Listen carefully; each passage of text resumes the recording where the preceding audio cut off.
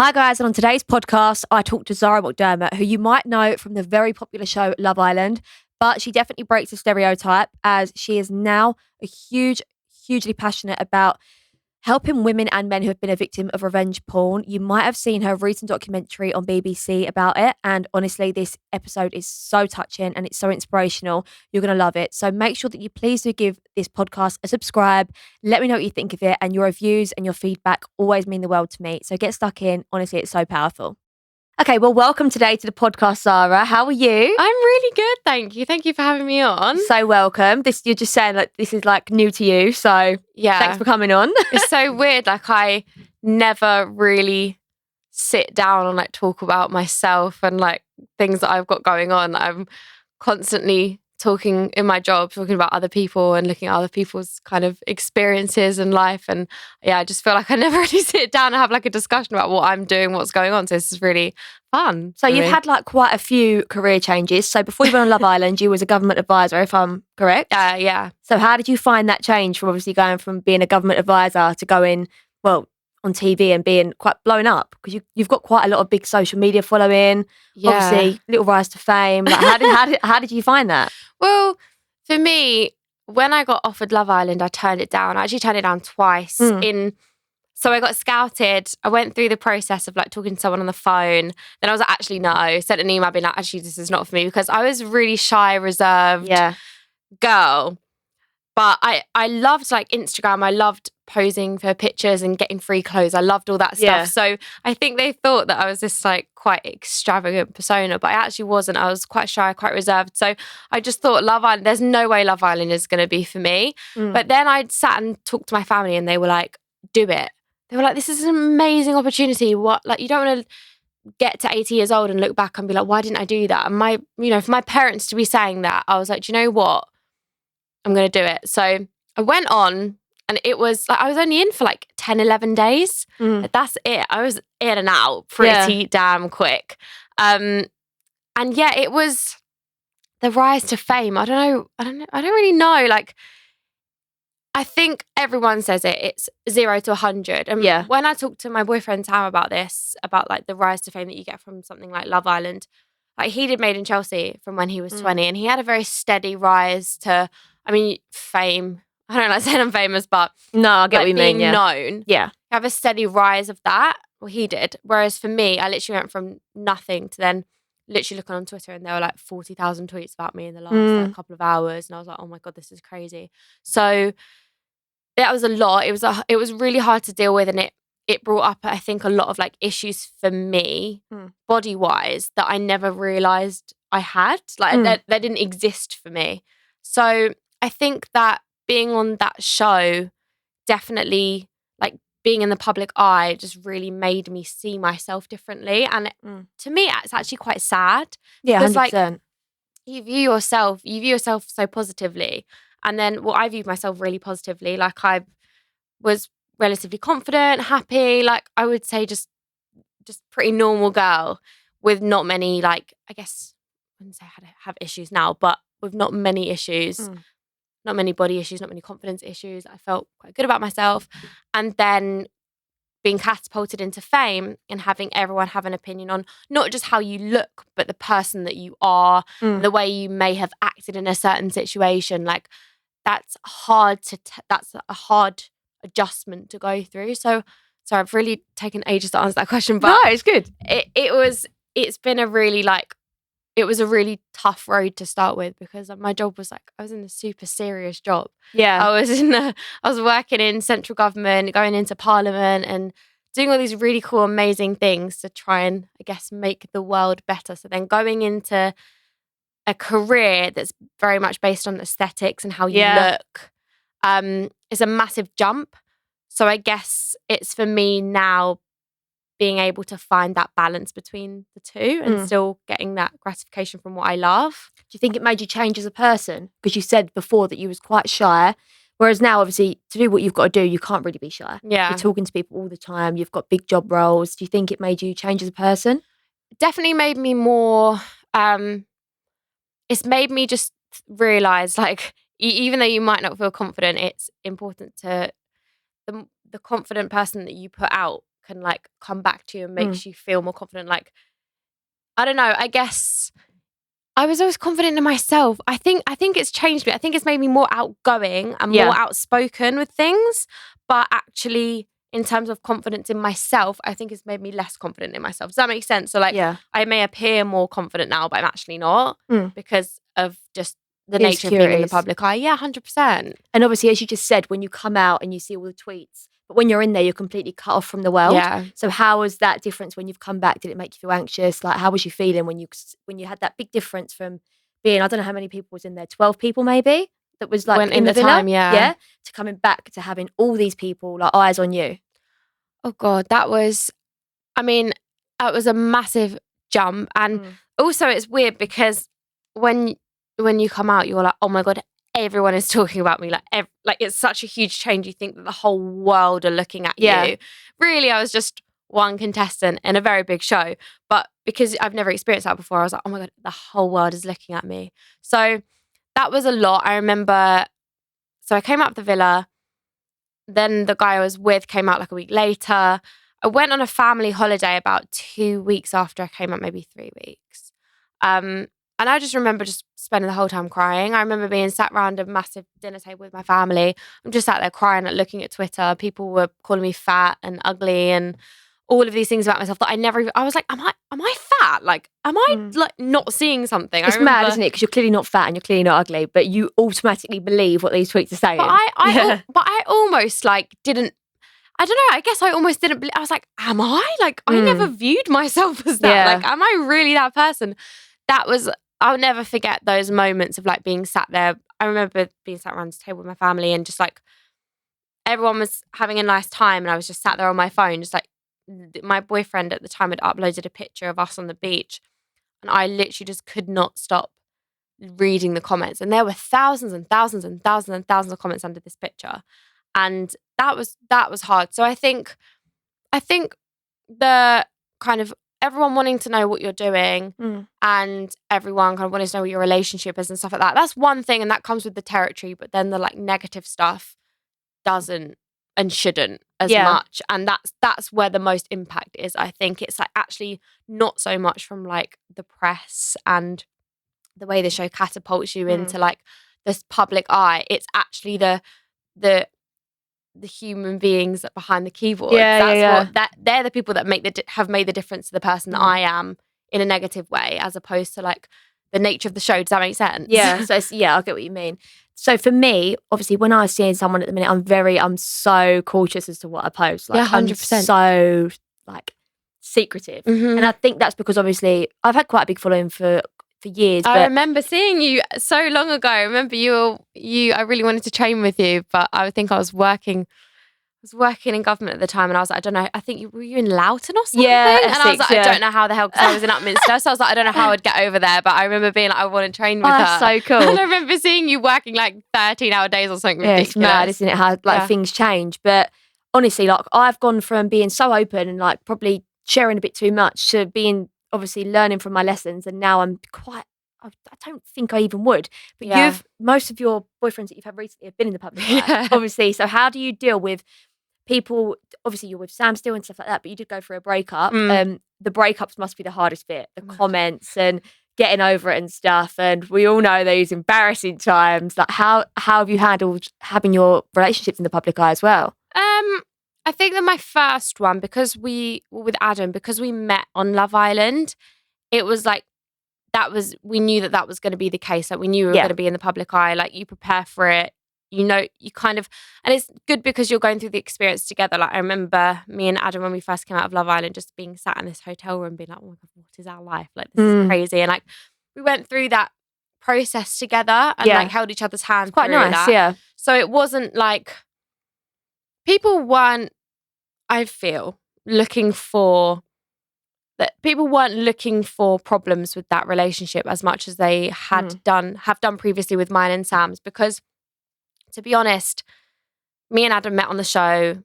It was an organic relationship. People saw us meet, people saw everything. So it's like people knew about it. Whereas with Sam, I feel like because we're both from two very different worlds, like I'm an Essex girl.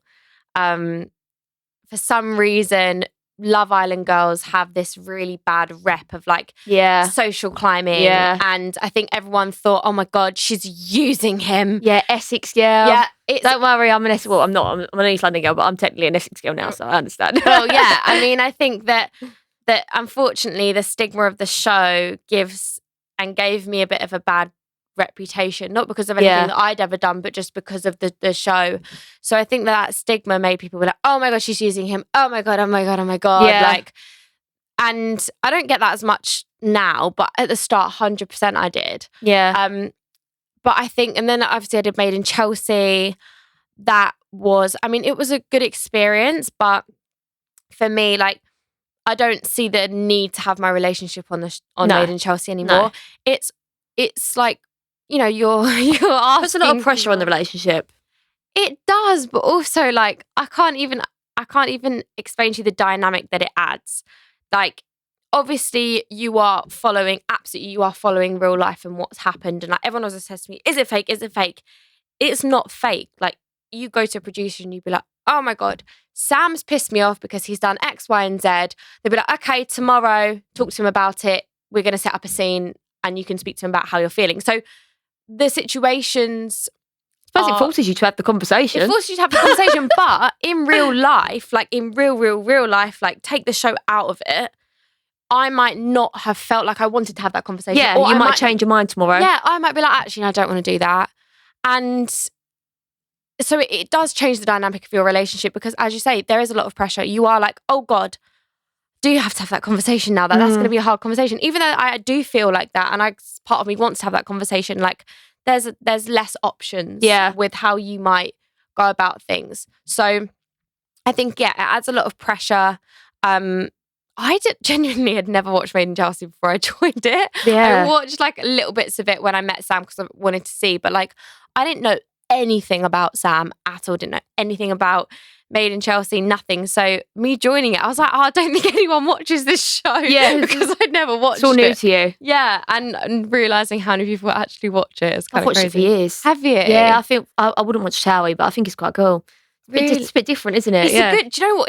It's a good show, isn't it? It's a good show because it's not too bitchy. It's bitchy, but it's not too bitchy. It's quite, I think it's a lot more chilled out. It's a lot more real life. And yeah, I just think it's a lot more normal. It is. Do you know what? And the situations in Made in Chelsea are like, in Towie, I feel like someone would just be like, I don't like that girl's dress. And then they'll like confront each other and be like, how dare you say that? Whereas Made in Chelsea is actually like real life relationships. And like, it's crazy to me how like these, even being on it and doing it myself, like these are genuinely like real relationships, real situations that are happening. Just like put well under the spotlight. 100%. Like I hear about things that are happening through my friends, things that are happening off camera, then that will go on camera. And like, it is real. So I think that's actually like the hardest part of it is the fact that it is real. And, you know, some people might feel pressured to, you know, put more of their relationship out there when actually it's not really a natural thing to do, is it? Like, it's not natural. My mum has never liked the idea of me putting my relationship on the show because it's like, she was like, it's not natural. Like, no, when I go out, she's like, when I go out with my friends, none of us talk about our relationship problems. Like, we deal with things privately. That's how we do. So I think that as you said earlier about learning from your mistakes, like I've 100% learned from my mistakes. I don't think that there's any place for my relationship on reality television anymore. I think so as well. As we said earlier, when you want to have them conversations, they should be natural and they should be flowing. And I think if you wake up the next day and you decide that's not going to make you emotionally stronger and it's not going to help the relationship, then you should be able to have that decision to not have the conversation and maybe just squash it. Whereas I feel like that's forcing another argument maybe because absolutely your feelings might relax and then that might heighten them again. And I think it's very unnatural. It's completely, but you know, again, another thing that was a great experience. Yeah. And I think that when I'm freaking 80 years old and I'm in my old people's home, I'll be telling all my old people friends about all the amazing things that I did in my 20s. I did this show and I did this and have a look at me, watch me on this. Yeah. Like, I want to be able to like genuinely show my grandkids. Like, me and Sam were saying this, like when we have kids, we're not going to be those parents that sit there and preach like we're so innocent. We're going to be like, look, we made these mistakes. Look what we did. You can Best watch kind of parent. Yeah, you can freaking watch what we did wrong and learn from that. Like Yeah. us, it's going to be interesting when we have kids. So something you definitely should be proud of and you'll be showing your kids is this documentary that you've done and you're working on some more on BBC. So it's all about revenge porn. As we know, the pictures were leaked while you were still in the villa. Mm-hmm. So at what point did you find out that they had been leaked? So I found out, I came out of the villa, I was really upset because I got separated from Adam. I don't know if you watch it. I don't know if you remember. God, I was absolutely distraught. You should watch it. It's really interesting. I know it's so embarrassing. But I was so upset and then went to sleep at literally like 5 a.m, got up at like 8 the next morning. I was so tired. And then they were like, the site's going to come around and see you. So the site came around and saw me and they were like, right, we need to prep you because the press officer's going to come and see you. And I was like, oh, okay, cool. Didn't think anything of it. And then he came in, he was like, right, there's been some stories about you. Told me about some stories about me, like the press just basically being nasty about how I looked. Another thing about the guy I was with. And then they were like, and lastly, there's been some pictures that have like gone round. And I was like, right. And the problem was I didn't have my phone back. And that's what I'm saying. Wasn't allowed my phone back until the episode had aired because they don't want any leaking. Yeah. So I wasn't allowed my phone back. So the problem was I was like, I'll know. Like I know who sent these pictures around. I'm 99.9999% sure because, it's not like I freaking send pictures to every boy I ever meet. But there's like a couple of boyfriends I'd had in the last few years. And I thought, but I need to see the pictures to know who sent them. But annoyingly, I wasn't allowed to like have my phone or anything. And they didn't show you them either? No. And then literally when I got out, the first person I called was my best friend, Charlie. And she was like, yeah, I know who it was because she was like, I can tell by how old you are and stuff. Yeah. And yeah, she confronted him. She actually saw him in Marbella or Ibiza or something. Went up to him and was like, why did you do that? And he was I think he just shrugged it off and didn't really. Laughed about it probably. Yeah. Didn't really it's crazy that they don't see the impact that it makes. Like what impact did that have on you? Knowing that they had been circulated. They was worldwide, wasn't they? You said? Oh my God. Yeah. Literally millions and millions and millions of people had that picture genuinely on their phones. And can I just say as well, it's such a common thing for young girls to do. Yeah. Like you either feel pressured, you get asked to, or you're trying to impress someone. And it's something that happens all the time. But also it's just the nature of relationships nowadays, right? Like we spend so much time on our phones. I think that it's completely naive for people to think that won't extend to like relationships on the phones, relationships digitally, like having relationships. Some people have whole freaking relationships online. Like, do you think that they just ask each other how their days were and talk about their pets? No, of course there's going to be a sexual element to that. So, I think that it's important that we like really as a society understand that this is happening and it's never going to stop happening. Like this is the new normal in relationships. It needs to be normalised, 100%. Yeah, it's completely normal. Just like I think just like having sex is normal, like having online sex is going to be completely normal and it's just going to get more prevalent. So I think, sorry, just going back to your question, I think that having that happen to be honest, it happened to me when I was 14 for the first time. I feel like I went through a lot of that emotion when I was 14. Like I had a really bad time when I was 14. I wasn't expelled from school. I was suspended from school. Because of it? Yeah, I got punished. Basically, the boy got off scot-free. I was alienated from the school. It was genuinely like the worst experience of my life. So because you had sent the pictures, but not because he had circulated them. Yeah, it was horrible. You remember BBM, don't you? Yeah, it was those times. So that happened when I was 14. So I felt like by the time I was 21, I'd like emotionally prepared for what was going to happen. And I was like almost like a little bit, I was so like I went through different emotions all day. Like one time I'd feel literally horrific and like so embarrassed and mortified. And I remember my boyfriend at the time, Adam, was like this guy was sat next to me on the plane and he just started like waving your pictures in my face, being like, haha, look at your girlfriend. So those kinds of times I was like, I want to just curl up and just not come out. But then other times I felt like so numb. And I knew that it was so wrong that I felt so numb because I was like, it's because I've been so, I guess, exposed. But also when I was 14, I was vilified, like made to feel like I was the one in the wrong. So by the time it happened again at 21, I was literally like, I've done it again. Yeah. Yeah. And I blame myself 100%. It's crazy, isn't it? So how did Adam deal with it when he see the pictures? Because obviously he come out after you. And how do you think he handled that? As you just said, someone showed him on the plane and stuff. He honestly, like, me and Adam have had our ups and downs. Yeah. Like any relationship, any ex-boyfriend and girlfriend, like, we don't really speak. We're not, I wouldn't say we're on great terms. But one thing I will say Credit is where credit's due. He handled that like an absolute champ. Like, he handled it so well. He was so supportive. He was so lovely. Like, I remember getting a call from the police being like, you need to make a decision soon as to whether you want to press charges on this guy. Like, we can literally do a whole case if you want. Like, we can try and take this to court. And did you? No. Okay. He was literally like, I will support you whatever you want to do. And I decided not to in the end. It was just too, it was too much. The thought of doing it was too much. And I just thought, God, like, it's gone too far. Like, what is it going to change? Do you regret not taking it to court? Part of me, I only regret not taking it to court because I want to hit this guy. And to set an example, right? Yeah. I want him to feel punished. Like, in my documentary, I tried to talk to him, this guy, and just even get an apology from him. And he ended up blocking my number because I tried to message him and was like, I'd like to speak to you about what happened. Like, obviously, it would be great to hear your side of the story. Like, we can make you anonymous, or even if you just write back a letter to me, I would really appreciate it. And he ended up just blocking my number. So he clearly didn't feel any sort of guilt or shame, or think that it was his fault. So, like, it's more. It wouldn't even be for me. It would be for him to be punished, because it makes me angry that someone has got away with this. Yeah. This crime that he could have lost his job. He could have gone to prison. Like, I always think he has a lot to thank me for. Like, he was a lawyer. So he had a very good job. He's very senior.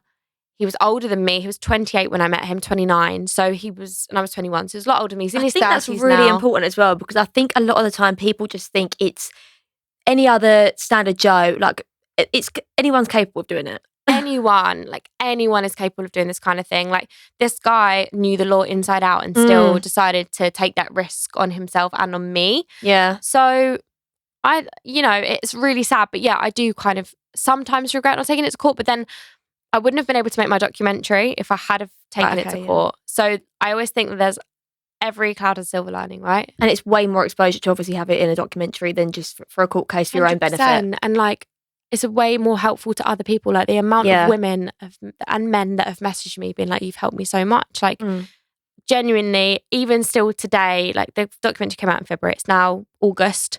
Literally how many months ago? 6 months ago.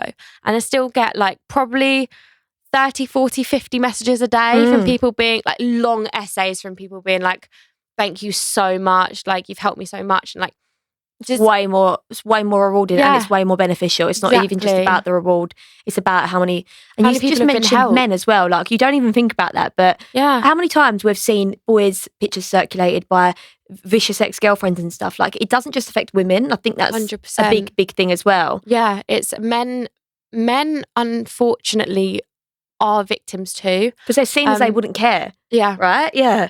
Exactly. And I think that it's really overlooked. And I think because the stats say, there's always this argument, isn't it? Like, for example, are men less so victims than women, or are men just not coming forward when they are victims? Maybe they seem like they'd be less manly to admit that they was hurt by it. Exactly. Yeah. So, and I've even seen like guys in my industry who like laugh at their nudes being leaked. Like, ha ha ha, God, dick pic was sent around, ha ha, so funny. Whereas if that happened to a girl, she'd be mortified. Yeah. So it's like the way that we deal with it is differently, and the men need to be more like, oh my God, I'm actually just a victim of a crime. Big question. Why do you think that is? Why do I think that women are more like distraught? I think it's because women automatically get called slags. 100%. Yeah. I think, yes, women automatically, it's the way society perceives us, right? So yeah, it's nasty. But I think that often when guys are sending dick pics, it's like, maybe I'm just saying this, like, this is just my assumption, is that it's often when women's pictures are circulated, it's by vicious exes or it's with horrible intent. Really trying to be spiteful. Whereas with men, I feel like some of the time, I feel like that men send dick pics quite freely. Yeah. Do you know what I mean? Like I've heard of quite a lot of stories of guys just sending dick pics to just like anyone. Like I've literally opened my Snapchat sometimes. I'm like, oh my God. Like, yeah. I think you'd be surprised, Really? Yeah, because obviously I know people like men in the industry and they get a lot of nudes. Really? Yeah, like it's mad. It's That's mad. crazy. Yeah. So I don't really know. I think it's maybe it's the way that we're normalized to deal with it. Yeah. It's crazy. How do you think what do you think needs to happen for this to stop, or for it to at least be regulated, or for it to be at least like, flagged up? I think that the government are doing a good job at the moment at looking at a lot of different avenues of how to target this. I think the main thing is realizing that no one's ever not going to send, like, people are always going to send nudes. Yeah. It's like a new part of having sex. And I think that as the older generations, as the generations move, it will become more normalized. But I think that we've got a government who, they didn't have phones when they were younger. Yeah. They don't understand. And I think that as us younger people move up in the world and take their places, I think things will change. But I think that we're at a little bit of a pivotal point in society now where our young people are using technology so much and our older people don't really understand how to use it. Yeah. And having those older people in government making those decisions about the younger people, it's like we need those younger people to come forward and help. So I think that we're never going to stop it, personally. But it will evolve. It will be made maybe a bit easier, as you just said, when the younger generation do move up. But how do you think we can at least get support to talk about it, and at least get support like from other women maybe? I think that a lot more people are coming out online. There's a lot of really, really good sites that you can go on. For example, just even Samaritans, the Revenge Porn Helpline, NSPCC. There's so many. There's an Instagram handle called Not Your Porn. So what you find some of the times is guys, this is really horrible, but I say guys, someone, it's obviously more predominantly men that do this, but someone will video someone else without their consent or with their consent but make a sex tape, and then we'll put it onto Pornhub and monetize it so they can make money from it without the other person knowing. Pornhub have clamped down on that quite a lot, but that's something that was done a lot. Yeah. So things like that are also really that's in depth. Yeah. Things like that are also really important to look at, not just the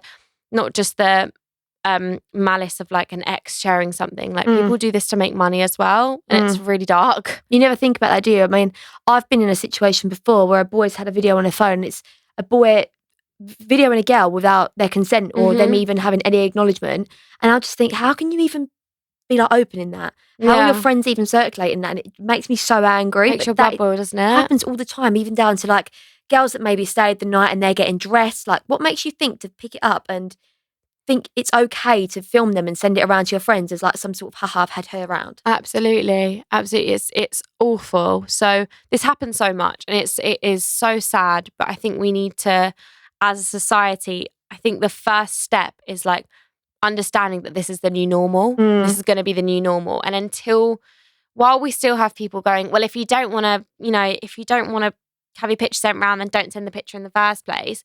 We have constantly people like that, like saying things, and those are the people that are dictating what the laws and the regulations are. Then there's always going to be like an imbalance. So I think that that's the first massive step, is accepting that this is just a new way of having sex. It is. So, right, anyway, let's move away from the sex conversation. Let's talk about something a bit more, well, not too lighthearted, but so you've got into your fitness recently. Obviously, I'm a big fitness girl. I know. Is it a day with Zara that you made the Instagram page? Yeah, it's really weird. I didn't even know how many followers I was going to get, but I made that to try and keep myself accountable. Yeah. So I've seen as well, people don't, by the way, I get this as well. I could be 30 minutes into a workout, do a squat a little bit wrong, and people go, oh my God, bang, bang, bang, you're a shit trainer, all this bollocks. And I've seen that people, you've posted about it, have hammered down on you and stuff. Like, does it put you off posting videos when people are saying stuff like that? Yeah. I think, personally, that you should, if someone is trying their best, if someone is like pushing themselves out of their comfort zone, trying to be better, trying to do better, and trying to learn. You cannot, as another human being, try and pull someone down for that because all they're doing is trying to be the best version of themselves. Like, I'm not a freaking trainer. I'm not qualified. You know, I've got just people enjoy it. I love it. Yeah. But I also think that that's like relatable and normal. Like, people also want to see other people who are going through the same process as them. Like, for someone to follow you, it's great because they're like, okay, I can follow Courtney. I can get tips on things. Like, she's qualified. She knows everything about fitness. So I'm the same as you. I also love when I'm doing my videos, I find it hard and like I do things wrong and I'm quite happy to laugh and admit about that. It's so normal. But when did anyone make the rule that no one can do anything wrong? Exactly. Like, I've definitely struggled with it, and I've had a few trainers like call me out for things, being like, oh, she did this wrong, or well done, that's your job. You carry on being a trainer. Yeah, but also don't publicly call me out. Like, if you're genuinely concerned, you're like, oh, you might injure yourself by doing that. Send me a message, be like, hey Zara, like, hope you're good. Just saw your recent video. I just wanted to say X, Y, and Z. Why are you publicly calling me out? Like, there's no need to make me feel stupid. Yeah, in front of people. Like, I wouldn't do that. I personally would never do that to someone. I think it's like really nasty. So I love fitness now. I love exercise. I've only been doing it for like 2 and a bit years. But the fitness industry, I have found, is a really tough one. Oh, it's spiteful. It can be really spiteful. I've been in it since I've been 20. And I've gone through it all, like posting the fucking bum videos, like honestly, like going through the raunchy stage of fitness, trying to build my following up to now obviously being taken seriously as like a really good trainer. You're doing amazing. Honestly, you're doing so amazing. It's a battle because even though you might not even do something wrong, but I've actually got someone on next who's really controversial, James, but I respect him so much and we get on so well because he could message me something and I can take advice from him and I look up to him as a person. But then there's other people that will jump on his back and then vice versa. And I just think there's no need for people to be so spiteful with each other. Yeah. Just if you see something and it makes you cringe or you don't think that's right, as you said, either message them or just ignore it. Yeah, just ignore it. You do you. You do you. You've got your followers. Like, as long as... Unless it's not something... Don't get me wrong. If you're promoting something that's really bad and really harmful, I'm all for calling someone out. But what you're doing is not really bad and it's not really harmful. Like, you're a young girl who's showing their fitness journey and it would be weird if you didn't, because where you got a big following, it would be weird if you didn't talk about it because it's such a big part of your life. Absolutely. And I think that also, like, people are interested. And I've lost like 13 kilograms now, and people are always like, oh my God, you're so unhealthy. Oh my God, you're so skinny now. Da, da, da. But honestly, probably the healthiest you've been. Literally, I can go and do things in the gym that I never imagined I'd be able to do. Like, I have a really healthy, balanced diet. I've never starved myself ever. I've always had a super healthy relationship with food. If I want a piece of cake, I'll have a piece of cake. But maybe the next day I'll have a slightly lighter breakfast. Like, it's things like that, just like little things you can do in your day to mean that you can have what you want but not restrict yourself. And I think that people automatically assume if you've lost weight, she's starved herself and she's unhealthy. It's an all or nothing approach, Yeah, whereas like it took me to lose all that weight like a year. Yeah. And you've kept it off, so you've not yo-yoed back. So it's obvious that you wasn't doing what they're saying you're doing. Exactly. But again, it's easy to jump to someone, they've seen you're doing well, they see you're feeling good. And yeah, it's easy for someone to just jump to conclusions like that. Absolutely. But yeah, I've definitely found, but I've definitely had freaking sleepless nights, and I've had a lot of tears, and I've had all of that over putting my fitness stuff online. And I feel like maybe people haven't like noticed that, and I don't really tend to put that out there. I think as I've got more into the industry, I tend to be less emotional. Whereas I used to be a lot more impulsive, and I used to be like, someone has made me feel this way, like, how dare you, da da da. But you actually posted a picture in the gym on holiday, and I agreed with everything that you said in it. Like, I've been through the thing of thinking, oh, maybe you should just rest when you're on holiday, but it makes you feel so much better. Yeah, start the day right. Yeah, how much, like, it just makes you so much fresher, motivated, clears your head. What would you say is like the main thing that exercise does for you that's beneficial? So this is me being completely brutally honest. I have never been that person who has loved training. Yes. I don't think most people are. Some people though make me fit. I look at them and I'm like, oh my God, you literally, you love it.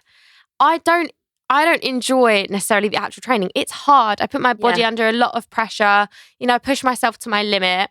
Sometimes, even this morning, I was like, oh God, gotta go to the Again? gym. Yeah. Oh, I've got my PT session. Should really go. And I did literally like so many. I did all like single leg stuff today. So like split squats, lunges, all like the worst All the things that you hate. All the things I hate today, I did. And I was like, oh God, I've got a horrible day. But for me, it's not the endorphin rush. I don't really get an endorphin rush after the gym. I feel dead. Good. I feel emotionally, I'm like, I've done something. I feel accomplished. But I feel dead. My legs hurt, of course. But it's that feeling of like, today my PT was like, right, we're going to do 45 kg lunges. Never done that before. I was like, oh my God, I can't do this, can't do this. And then I get to my 10th rep and I'm like, oh my God, I've done it. Yeah, it's all accomplished. That's what it is. And like, I think when you're starting to accomplish things in the gym and you're seeing yourself and you're like, oh my God, look how much weight I've moved up. Oh my gosh, this leg press is feeling really easy. Oh my God, I can go to the next. That's what helps me. That's what keeps me going with fitness, because when I feel like I've accomplished that, I feel so much more confident in myself. Like, I go home and I'm like, oh my God, like I can really take on my day now because I've just lunged 45 kilograms. Yeah, I feel like a new woman. I'm strong. So there's things like that I think that it's unrealistic to be like, you're going to love the gym, you're going to have all these endorphin rushes. It's not like that. But it's fine to feel like that as long as you just know that it's doing good for you and you prioritise time for making a positive change to yourself and your health. Absolutely. And like, you know, being able to do things like run for a bus or a train and not be like after. It makes such a big difference. Like being able to lift things, like when I'm moving house. Yeah, I was moving house a few months ago. Like lifting all these boxes and carrying heavy boxes up the stairs that I can do now that like 2 years ago there's no way I could have done. Yeah. It's like helps your day-to-day strength. Like I don't have very good joints in my family, and like building all the muscles that helped relieve some pain that I used to have in my joints. So it's like little things like that. But I always think like you can't argue with someone who's just trying to be healthy. Yeah. And you also can't argue with someone who doesn't want to be healthy. Yeah. It's the same thing, isn't it? If they don't want to do it, they don't want to do it. But I think, you've just got to do it for you. Yeah. So it's a massive push out your comfort zone. So another thing that's a massive push out your comfort zone, and I've wanted to talk to you about, is these fucking videos that Zara makes. Oh my God. How did they even start? How did they start? Well, I would say probably so when we discovered TikTok, I think maybe like last March 2020, when we went into lockdown, we were like, right, let's get on this TikTok hype, but let's do a few funny videos. And they just went like, I think our first one, we did this Flip the Switch challenge. Have you done that? Yeah. I've seen it. I think I see your one. Yeah. And that got like 16 million views or something on TikTok. And we were like, okay, this has gone crazy. This is us. Yeah. We're funny. I was like, oh my God, we found our calling. So we did that. And then we did another one. It's like this leg one. You probably wouldn't even have seen it. Oh, it's the legs like this. Yeah. I've seen it. We did that.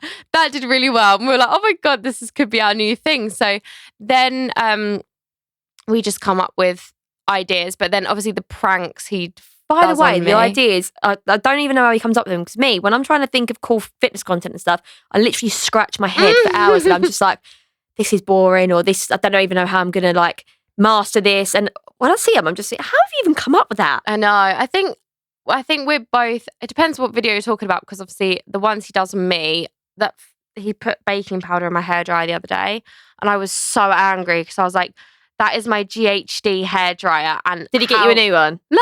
He was just like, just keep drying it. It will all come out. But my hair genuinely feels like straw still because there's baking powder in it. I was like, oh, my hair's bleached. Like, you're going to ruin my hair. So the pranks and stuff are his ideas usually. And I know he like sits on Amazon. He's like looking for prank stuff. And I'm like, are you looking for prank stuff to me? He's like, no. And I'm like, I know you Honey, are. this is how I make my living. But the other stuff, like the ad content he does, like usually, we both put our heads together. Like, who films it?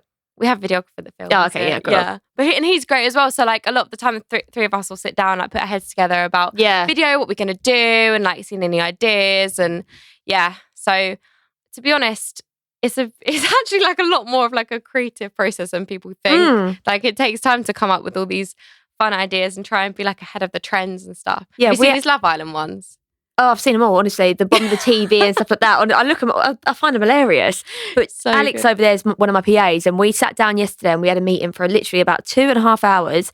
And you get like 5 things that you want to do content-wise, and you just think, and then you've got to think about how you actually execute it, and it's how long it's going to take to film. Yeah. People just think it's like, oh, pick the camera up. Obviously, then you've got to pay the videographer. So everyone just thinks you pick the camera up and that's it done. It's so much more than that. It's so stressful. Yeah, but he's good. You know, he's a right laugh with Sam, but he's not like that all the time. Everyone always asks me, they're like, oh my God, how do you deal with him? He's like crazy. He's always pranking you. Yes, he does sometimes, but he's also... You've got to remember he's a TV personality. He is, but he's got a very...